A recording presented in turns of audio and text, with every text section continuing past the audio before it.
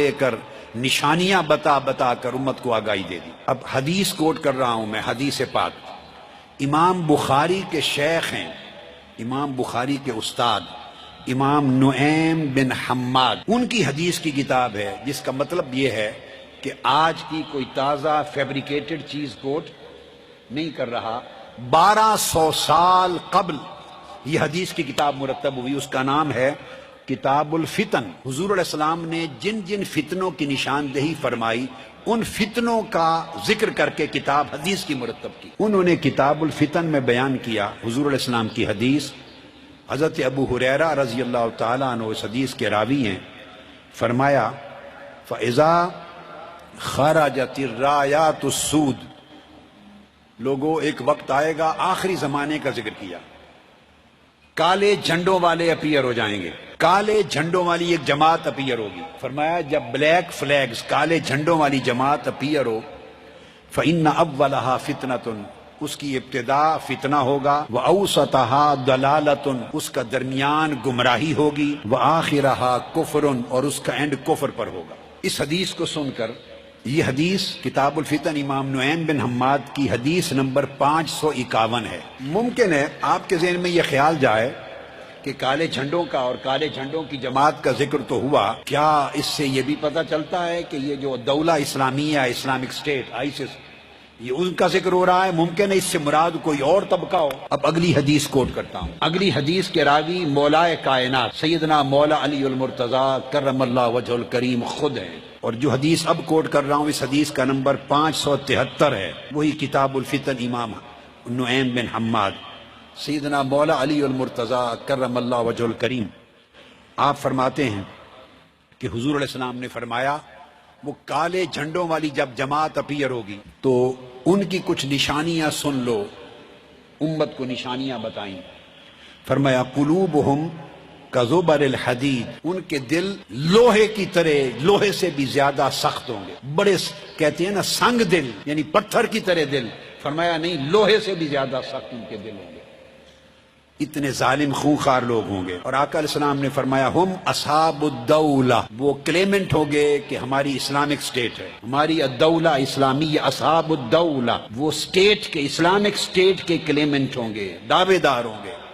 ان کے ٹائٹل میں الدولہ کا لفظ آج سے 1450 سال قبل حضور علیہ السلام نے بیان فرما دیا، یہ الدولہ ہے، اور الدولہ اسلامیہ ہی ہے نا، داعش، اسلامک سٹیٹ۔ لا یفون بعہد ولا میثاق، انہیں کسی معاہدے کی پاسداری نہیں ہوگی، کسی ایگریمنٹ کا حیا نہیں ہوگا۔ یدعون الی الحق ولیسوا من اہلہ، وہ لوگوں کو حق کی، قرآن کی، اسلام کی بات کریں گے، دعوت دیں گے، مگر وہ اسلام والوں میں سے ہوں گے نہیں۔ فرمایا اسماؤہم الکنا، پھر ان کی پہچان یہ ہے کہ ان کے نام کنیت کے ساتھ ہوں گے، یعنی جب آپ ان کے ناموں کو دیکھنا چاہیں گے تو ان کے نام کنیت والے ہوں گے۔ اسماؤہم الکنا، وہ اپنے اصل نام ظاہر نہیں کریں گے، ابو فلاں ابو فلاں ابو فلاں، کنیت کے ساتھ ظاہر کریں گے۔ اب ان کے بانیوں کے سارے لیڈر داعش کے، ان کے نام کنیت کے ساتھ ہیں، کسی کو اصل نام معلوم نہیں دنیا میں۔ ابو بکر البغدادی، میں چند نام گن دیتا ہوں آپ، ابو عبد الرحمن البیلاوی، ابو بلال المشہدانی، ابو ایمن العراقی، ابو علی الانباری، ابو لقمان، ابو مصعب، ابو عمر قرداش، ابو ناصر، ابو علی، ابو انس، ابو عمر، ابو الاسیر، ابو جاسم، ابو لقمان، ابو جلال، ابو خلیفہ، ابو بصیر، ایک طویل فہرست ہے۔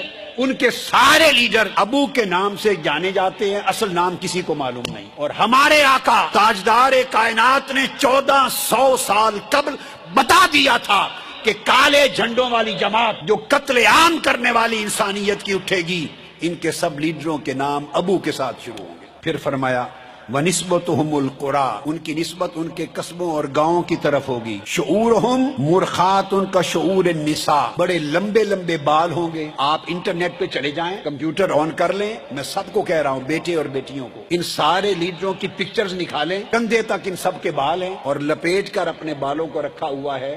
یہ پہلے لیڈر پیدا ہوئے ہیں اتنے لمبے بالوں والے، یہ مسلمان کلچر میں عورتوں کی طرح ان کے بال ہوں گے۔ اور پھر آقا علیہ السلام نے فرمایا کہ پھر آپ جا کے پکچر دیکھیں جیسے اونٹ کی کوہان ہوتی ہے اونٹ کی، اس طرح کپڑے سے اپنے سر اور منہ کو باندھ لیں گے اور کوہان لگے گی اونٹ کو، پتہ نہیں چلے گا کہ کون ہے۔ آپ انٹرنیٹ پہ چلے جائیں، ان کی تصویریں دیکھیں، سارے اس طرح نظر آئیں گے۔ حضرت قتادہ روایت کرتے ہیں ابو ذر غفاری رضی اللہ تعالیٰ عنہ سے، فرمایا اول الخراب بمصر، یہ جو فکر ہے امت میں خرابی پیدا کرنے کا مصر سے بھی شروع ہوگا، والعراق، پھر عراق کو اپنے گھیرے میں لے گا، اور اس کے بعد شام کو، سیریا کو گھیرے میں لے گا۔ اب بتا دیجئے کوئی شک رہ گیا ہے اس بات کا؟ ابو ہریرہ رضی اللہ تعالیٰ عنہ حدیث کی روایت کرتے ہیں، حدیث نمبر 676 ہے، آقا علیہ السلام نے فرمایا یہ کالے جھنڈے والی جماعت جو خوارج کی ایک جماعت ہے، داعش الدولہ کلیم کرنے والی، تطیف بالشام، پورے سیریا کو، دمشق سے حلب تک، شام کو گھیرے میں لے لے گی۔ اب فتنہ جنگ کہاں چل رہی ہے؟ دو ملکوں میں۔ کہاں چل رہی ہے؟ سیریا میں اور عراق میں۔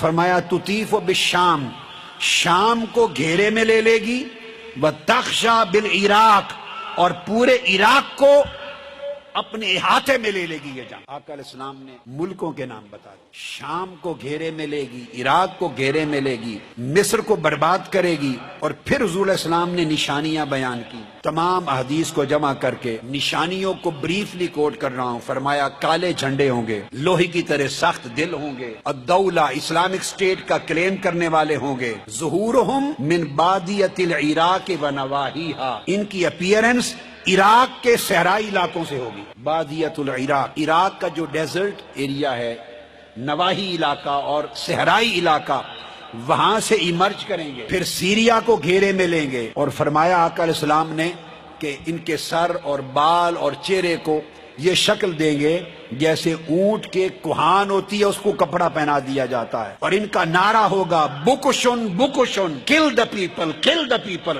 مارو مارو، قتل کرو قتل کرو قتل، ان کا نعرہ ہوگا۔ انسانی خون کو حلال سمجھیں گے، انسانی مال کو لوٹنا حلال سمجھیں گے، عزتوں کو لوٹنا حلال سمجھیں گے۔ العراق یعرق عرق العدیم، سارا عراق ان کی وجہ سے جنگ کی لپیٹ میں چلا جائے گا۔ یشق الشام و شق الشعر، اور شام کے اندر سول وار ہو جائے گی، آقا علیہ السلام نے فرمایا سول وار ہو جائے گی ان کی وجہ سے شام کو، اور فرمایا ایک پولیٹیکل ٹرموائل ہوگا، پھر جزیرہ عرب، یمن سمیت وہاں بھی فتنہ پھیل جائے گا، اور آقا علیہ السلام نے فرمایا اس کے بعد شام والے لوگ، سیرین، ہجرت کر کے ملک سے باہر دوسرے ملکوں کو منتقل ہونا شروع ہو جائے۔ اخراج اہل الشام منہا، شام کے لوگ اپنے ملک سے ہجرت کر کے دوسرے ملکوں میں منتقل ہو جائیں۔ اب میں نے اس وقت تک سارا مضمون آقا علیہ السلام کی احادیث کا بیان کیا، اس کے بعد کوئی شک رہ جاتا ہے کہ حضور علیہ السلام نے نشاندہی صحیح نہیں فرمائی؟ ہمارے پیغمبر نے، ہمارے آقا نے